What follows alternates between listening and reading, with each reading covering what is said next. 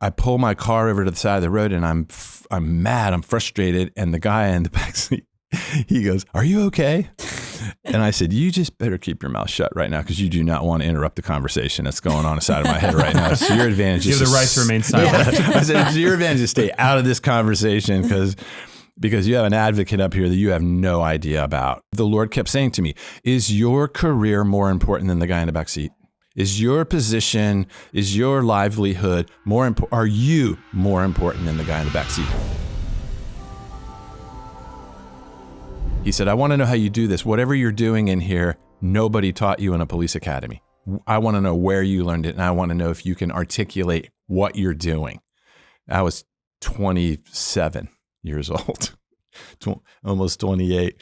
And I said, "Well, like what, for example?" And so he opens it up and he just starts flipping through these different cases over 5 years. And he says, "This one, start with this one."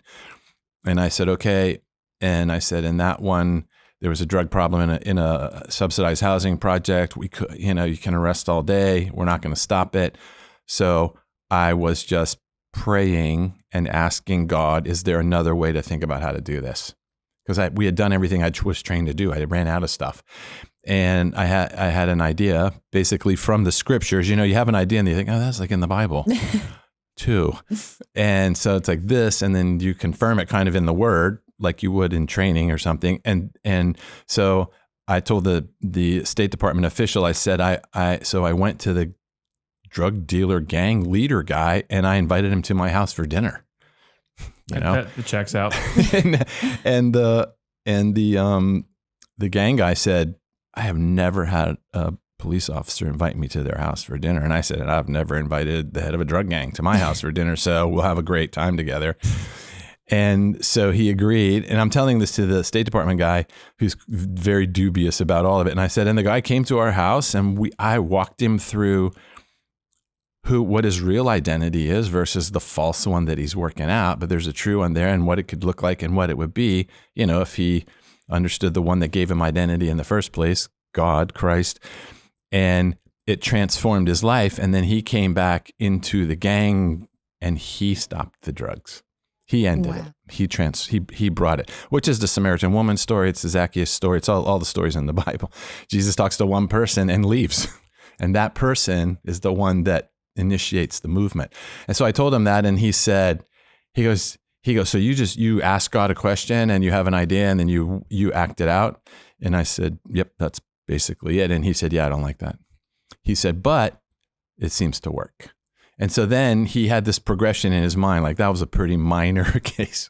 Then he started going into the deeper, more complicated cases where I was really like risking a lot, my career and jail time and all of that. And he wanted to, until he got to this one case in particular that he really wanted to get to, which was, it was something I had just done that year. And he said, why did you de-arrest this guy? And so what I had done, I had watched a guy commit 2 felonies, including assaulting a police officer. So I was the witness to the events and arrested the guy, and then taking him to the jail to process him. This is the end of my police career, going into leveling up with Jesus, because Jesus never lets you stay at one level. He's always like, let's go up another level, unless you don't want to. And so I can tell you all the details of the case. It's pretty beautiful and dramatic what happened, but I was driving the guy basically to jail, and he was talking to me from the back seat and inside my spirit. And by this time in my career, I never doubted what I heard. I knew I was done debating with God. Like, is that you? Is that me? All that stuff. Because you just train and discipline. Like, I know the voice. I know it. It's not mine. It's different than mine. And I know it. I recognize it. And whatever the Lord says it produces life and redemption. It's what it does, even in the worst situations. And this voice in my head or in my heart, however we describe it, was like, stop the car and let this guy, de-arrest this guy and let him go. And I was like, wow, I know that's you, Lord, because where is this idea? It's not coming from the enemy. Or the HR handbook, I imagine. If you catch it. Yeah. It's not coming from the general orders, although you have the power to de-arrest. Like, I never broke the law, but I was like, there's a lot of ramifications because he assaulted a police officer from another squad, and you don't de-arrest a person that assaulted another squad. Because that would earn you a pretty bad reputation among your fellow. That would be iced out so fast. And then he had committed a burglary and then assaulted a police officer. So, we had all the stolen property, we had everything. He was clearly the guy. But it was Christmas Eve day, which I don't know if that had anything to do with it. But so I was driving him you actually were supposed to drive him to the precinct of the officer he assaulted. This is in the 80s, and drop him off there. That's really the way you do it. And so he knew, the guy that I arrested knew that's what I was going to do. That's what you do. You assaulted that police officer. That's not allowed. I'm going to take you to his squad, and they're going to process you, so to speak. And that guy grew up in the neighborhood. He knew that was going to happen. But so I had actually handcuffed him, arrested him. He was a big guy, and put him in the back of my cruiser. The ambulance took the police officer away. I'm driving him to the precinct, and he starts talking to me, the person, the suspect, and he says, because he had hit the guy, he had knocked the cop unconscious. That's how big he was. And I came up on him with my gun drawn, and I was like, all right, on your knees. And he dropped immediately to his knees, and he starts apologizing. And I went to handcuff him, and my handcuffs would hardly go around his wrists because he was a big guy. And he said, I shouldn't have done that. I'm sorry. I shouldn't have done that. I was freaking out, Yeah. And I'm like, yeah, right. Yeah. Put him in my car. Heard this story a million times. He goes, it's Christmas Eve. My wife's in law school. And from the neighborhood he's from, nobody's in law school in that neighborhood. Nobody's even married in that neighborhood. He goes, my wife's in law school. We're broke. I want to get her a Christmas present. I've never committed a crime. Again, you're watching a guy cold cock a uniformed officer. It's like, this isn't your first time you've been in an altercation, and you're a really good fighter. And he said, but I wanted to give her a present. She's worked so hard. I'm walking through these apartments. I see a sliding glass door. It's open. There's stuff. I just took it. I thought I pawned, this kind of thing. I'm like, don't even talk to me. And, I'm a police officer. I'm on one team. He's from the other team. He's a bad guy. I'm a good guy. And this is justice, and too bad. Plus, I don't believe anything you're saying. So I'm driving, and all of a sudden, wow, this impression hits me really strong. Let him go. De-arrest him. And I immediately was like, I can't. That's a beautiful thought. I can't, for lots of reasons. I'll lose my job. You can't de-arrest a guy that just feloniously assaulted another police officer. What if he hurt somebody? All these things where I'm liable, the police department's liable. You're going to lose your job. That squad's never going to talk to you again. You're never going to work anywhere in the police department because if you let him go, it's not justice and all this. And I'm saying that back. I'm actually saying it out loud. Because I knew that the Lord was asking me to do this. And obedience is better than sacrifice. Obedience is to hear and respond. That's the Hebrew, to hear and respond. That's what obedience is. You hear and you respond. And it's greater than any sacrifice you'll ever make. And so I'm driving, and this is what the State Department guy kept asking me. What next? Why did you? What does the voice sound like? Where did you feel it in your body? Like that kind of thing. He wanted to know exactly how I was doing this. And so I pull my car over to the side of the road, and I'm mad. I'm frustrated. And the guy in the backseat, he goes, "Are you okay?" And I said, "You just better keep your mouth shut right now, because you do not want to interrupt the conversation that's going on inside of my head right now. It's your advantage. You have the right to remain silent." I said, "It's your advantage to stay out of this conversation because you have an advocate up here that you have no idea about." And he actually kind of got it, what I meant. And so I'm back and forth, and I just know the Lord kept saying to me, "Is your career more important than the guy in the back seat? Is your position, is your livelihood more important? Are you more important than the guy in the back seat? Because you're white and you grew up in this neighborhood and you know Jesus and he did it and all that. Are you more valuable than him? And he broke the law and you didn't break the law, and justice has to be served and you're the arm of justice." Like, really? Or is his life important? And so I got out and I walk around and I open up the door and I go, "Get out." And he's like, he pushes himself back up further into the car and he goes, "Why?" And I go, just get out. I'm not going to explain. Just get out of my car. And he goes, I don't want to get out. It's super interesting. This is our culture. I'm trying to set a guy free and he's afraid of it. Wow. Because he doesn't think I'm going to set him free. So I pull him, I fight him out of the car, and which must have looked hilarious to people driving by. I was like, is he fighting him out of his car? I get him out of the car and I'm trying to unhandcuff him and he keeps turning so I can't take the handcuffs off of him. And then finally I knock him down on the ground and I de-handcuff him and I stand up and he jumps up and he grabs hold of me and he won't move away from me. Wow. Do you know why? Do you know what he's afraid of? He's afraid I'm going to shoot him. He's afraid I'm going to say he broke free and I'm going to shoot him. That's our culture. Wow. That's our culture. That's how at war we are. And I'm pushing him away and he runs back and hugs me. Again, this must have just looked absurd to people passing by. And so finally I push him away and I run and jump in my car and I drive away and leave him there on the side of the road. And so by this time, the other squad and the other precinct, you know, they are aware of the situation and they've assembled at their precinct waiting for me to drop this guy off. And I don't show. And so they call over to my captain and I'm pulling into, because I got to go tell my captain what I did. So it's like this, the challenge about obedience is not just hearing what God's inviting you into, but then you have to go explain it to people that don't know God. Which is it's harder than just hearing your own little voice and doing what God says. It's like now I got to turn around and trying to explain to a system that's, you know, built on really conflict why I de-arrested the guy. So I go into my captain. He's like, where is the guy? And I said, I de-arrested him. And then there's just this silence, you know, it's like, I can't believe you just said that. You de-arrest. Now legally I can do it. I didn't break the law. I knew in the general orders where I could like wiggle around on this, but it was a huge risk. And my captain, he was so mad he didn't know what to say. And then he had been my captain for 5 years. And so he's seen me do, this is important to believers. You have to process up to certain levels so that the world around you understands what you're doing. Like he knew you had a track record of doing things a little unorthodox. He said it. He goes, I've seen you do crazy stuff before and it's usually worked, not always, but usually. And he said, and he happened to be a Mormon.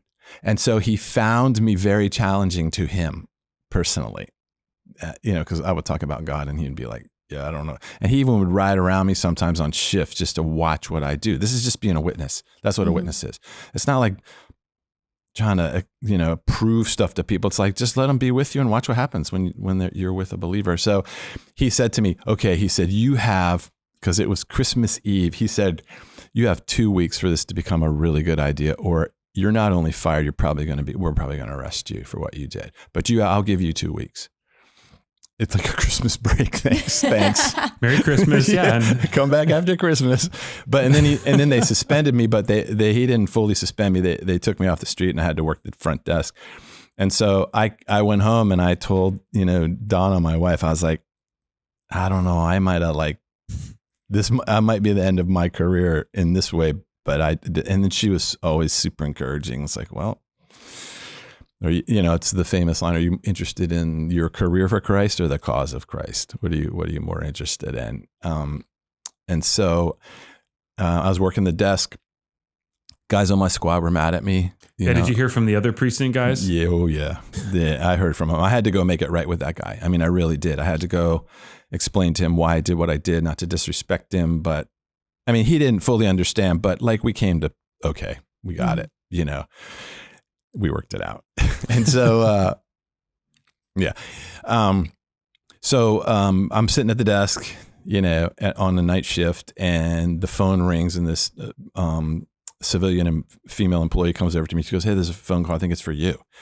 And it's the phone, and it's the guy that I de-arrested. And he said, is Officer Winship? And I said, yeah. And he goes, do you know who I am? And I'm like, yeah, I know who you are. And he goes, I'm the guy you de-arrested. I'm like, I know that's who you are. How many people do you think I de-arrest? I know who you are. Like, you don't have to identify yourself to me. I know who you are. He said, I know you did what you did because you think God told you. And he said, and I appreciate it and I want to pay you back. And I said, you don't have to pay me back. He said, no, I want to pay you back. And he said, at midnight, and he told me the night, like 2 nights down the road, at midnight, there's a black Porsche coming through the intersection, this intersection. Pull him over. Make him open his trunk. And I'm like, bribing an officer too. I'm on suspension. I can't even, he said, get somebody to do it. So I got one of my partners. I went, but my partner had to make the stop. And sure enough, around midnight, we're staking this intersection out, and this black Porsche comes through, and my partner stops him and gets him to open up the trunk. And it's this huge narcotics bust. I mean, massive narcotics bust. And so we make the arrest, notify the narcotics guys. They're like, how do you know about this car? Like, you have an informant, who is it? And I'm like, yeah, no, this is call-in tip. And so after that, the guy calls me back. He said, I know you stopped the car. And I said, we're totally even. He goes, oh no. He goes, we're not even. He said, because this isn't about me and you being even. This is about God and me. And he said, I want to repair the community that I've been a part of damaging. And so we worked together for 1 year, me and him. And we did the craziest stuff together. And I never told anyone who he was, because after 3 months, DEA wanted to know who my source was. The FBI, because we broke a gambling ring. We made arrests. So here in DC, we made arrests from Boston to Miami, me and him together. I mean, he made me famous. This guy. And he had never committed a crime in his life. And his wife was in Howard Law School. Wow. Everything he said was 100% true.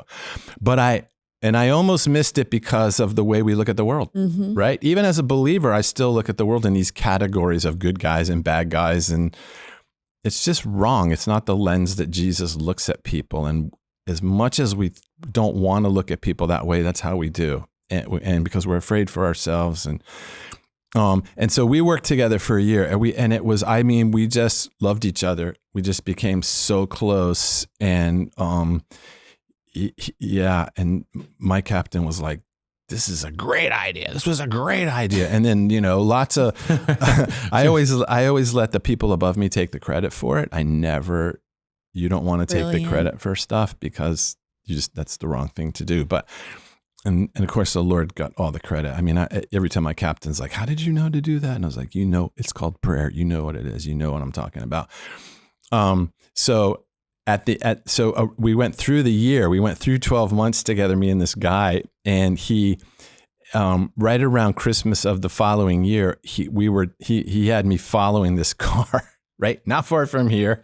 We were following this car, and he goes, we got to get these two people, as a man and a woman, together. And so we pull into the parking lot over in Tyson's Corner, actually. And the woman gets out of the car, and she has an overcoat on. She spins around when she gets out of the car, and she has a Uzi hooked under her arm. And they were Colombians. And I said to him, okay, no, you're done now. You're finished, because these people, they will kill me, but they will definitely kill you, and they will find out who you are. And we're not doing this anymore. It's not worth it. And so I turned that couple over to the DEA, and I said to him, we're not going to meet we're going to meet one more time, and then we're never meeting ever again. And he was sad, and I was sad, because we really loved each other. And so I went to my captain, and I said, okay, I'm losing mine. He's out. He's done. He's going to get killed. It's not worth it. But I think we need to thank him. And my captain said, what do you want to do? And I said, let's pay his wife's full law school tuition as a gift from the police department. My captain goes, we don't do stuff like that. And I said, I think we could. Why not? Why can't we? Hey, Cap, do you get it now? We've talked about this before, Captain. It's a good idea. And so he got me in, which isn't normal. I said, get me into Crime Solvers, get me into one of their secret meetings, and let me present. And he's like, cops can't go in there. And I said, you could get me in there. And so he, when he arranged it, and I went into this meeting with these, CEOs or whatever. And I had posters of all the arrests we'd made over a year. I mean, I said, if you gave him $1,000 for every arrest we've made, it's more than his wife's law school tuition. And they were very moved by it. the Crime Solvers people, and they were like, why did you de-arrest? So every time I got to talk about, well, it's called prayer, and can you hear from God? And what if all police officers could hear from God? How different would this all look? Mm-hmm. So you always got to be a witness. And what is Crime Solvers? Crime Solvers are the ones that give $1,000 for every felony conviction. It's just business people that donate money to support informants and information being coming very in. cool. Yeah, they have them on the television sometimes, the Crime Solvers numbers, and you can make an anonymous tip. Oh, it's to incentivize informants. Right. Mm-hmm. Oh, but I just had so many felonies that I just said, let's give them $1,000 for every one. And so you offered a wholesale discount as opposed to the a la carte felony pricing. Like, you'll never get this opportunity again. So they agreed. And so they gave me the money, and I put it in a Christmas card. It was actually a cashier's check from Crime Solvers and a Christmas card. And I met with him, and I said, I loved working with you, and I'm glad we met, and I know the Lord put us together. Mm-hmm. I said, but I think we're done now, because things have seasons, and but I want to thank you, and here's a gift from the police department for all you've done. He opened it up, and he just cried his eyes out. And I said, yeah, I never want to see you again. And I've never seen him ever again.